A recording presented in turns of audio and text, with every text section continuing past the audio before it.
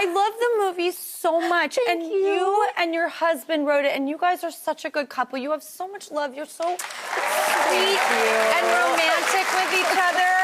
Whenever you come on, I always love to talk about your relationship because I totally idealize it. But it's the truth. I appreciate it. Well, You're the real deal. Thank you for saying that. I mean, we really do love working together, and we wrote this in 2020, like right at the start of lockdown, and it was really nice to have something to do, right? A creative outlet, because we couldn't be on sets working as actors. And it was nice to find a way to connect as a couple in a different way, like being trapped at home all day, every day, like everybody. You know, we had this new thing that we could do together. No, I've always had a fantasy that I would meet someone and then we would write together, and I've never gotten to do it. So may I ask, like, do you go into separate rooms and come back with stuff? Do you sit in the same room together? Do you talk it out? Is it everything above? It's mostly sitting in the same room together. Dave's at the computer typing. I will also be at the computer typing. And then 5 minutes later, I'm like bouncing off. I have to be moving, talking, acting out the dialogue. And that's mostly how we do it. Taking my clothes off. Just kidding. It's true. A little. Because your character has a really great idea for a documentary. I really loved the subject matter that your character is interested in, and I thought there was great validity to it. Thank you. A lot of it has to do with nudity. As we're sort of creeping around. Yeah. The nudity subject, I appreciate you not spoiling anything, but we did, I mean, that's the poster, though, is so great. It's like you're streaking. I'm sorry, but I do miss streaking. I'm sure that's taboo.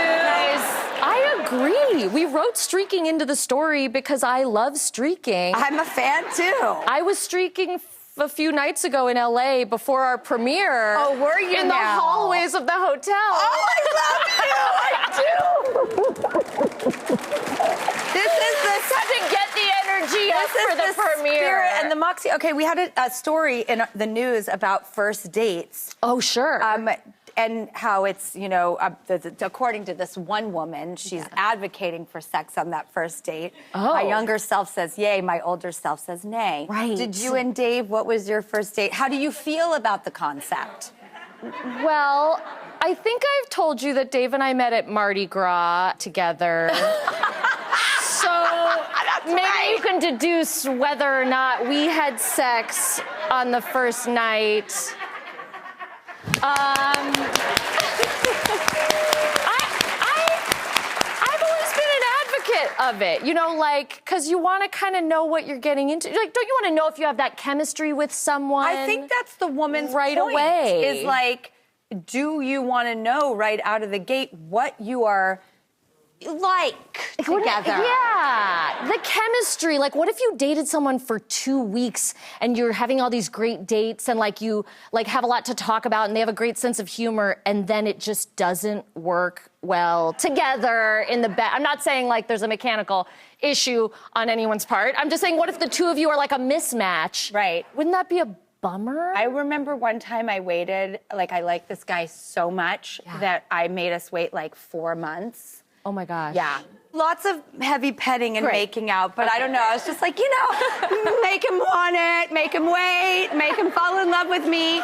We finally do it, and he broke up with me. And I don't think I know it wasn't based on the sex, because he had said, I think we're just in very different places, and I think you're looking for a real relationship, and I'm not. He played the long game. By the way, I now wish that woman's article had come out sooner.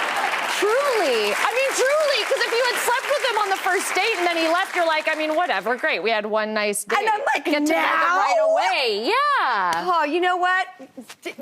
This woman's article is brilliant. Yeah. And look what it led to, a very happy, prolific, beautiful union. You and your husband are a phenomenal couple. In fact, can I play a voicemail that yes. Dave has? Okay.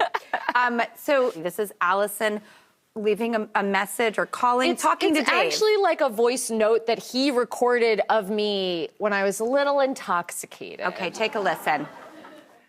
What are you saying? I'm just saying it's Doug way for your pornographer croup at the racetrack. Huh?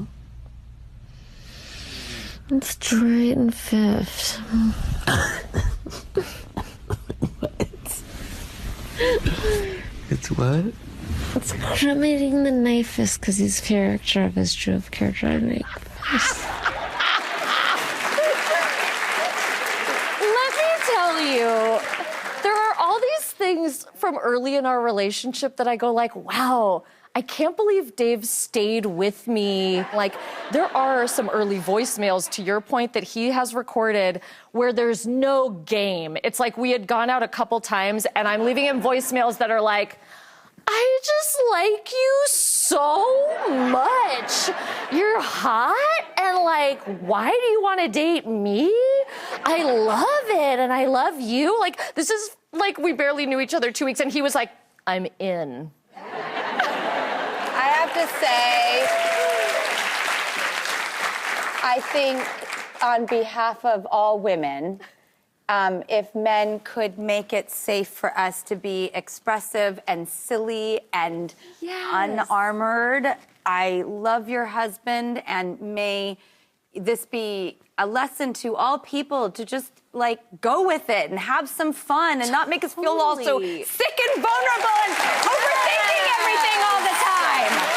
So thank you, Dave. Yeah, we should be able to express ourselves. Oh my God, I love it. And you have a little payback because did you bring a photo no one's ever seen? Yes, this is the night we met. Must be 21 to enter, and I was, so I did. Now, last time you were here, we played a game of unicorn ring toss. There we are. Well, you want to get it on again? You know I want to get it on with you. Me too! But this time, we're going to play a favorite game of yours. Cornhole.